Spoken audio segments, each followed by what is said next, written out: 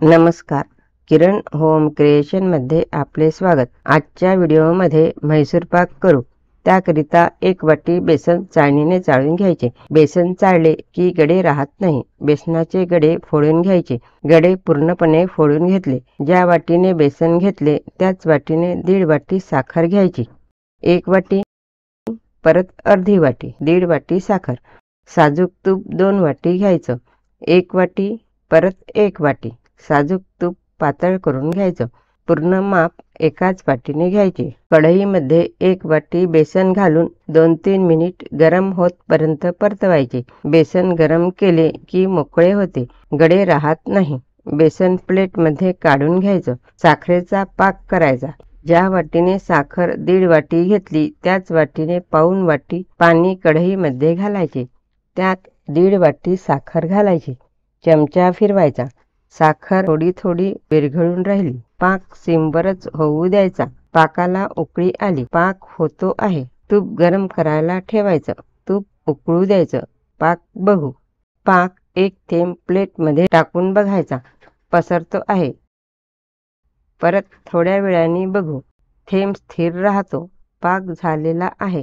हे बघा, पाक झाला। आता यात भाजलेले बेसन थोडे थोडे घालायचे।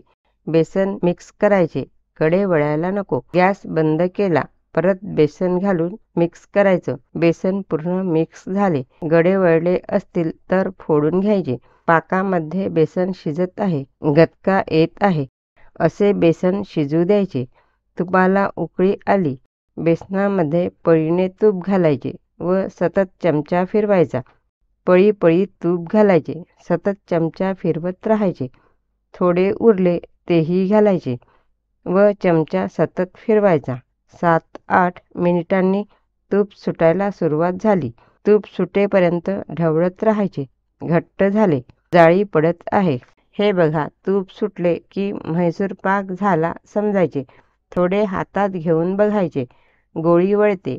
या स्टेपपासून पटपट करायचे। प्लेटमध्ये बेसन घालायचे। याला दोनही बाजूनी जवळ करायचे, चौकोन करायचे। छान घट्ट झाले। काप ताबडतोब करायचे, लगेचच घट्ट होते।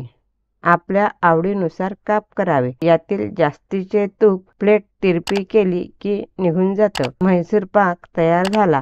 काप काढू, पटपट वेगळे काप निघतात, वड्या सुटतात। हे बघा, जाळी छान आली आहे। तोडून दाखविते व ठिसूळ पण झाले। हा आपला म्हैसूर पाक तयार झाला।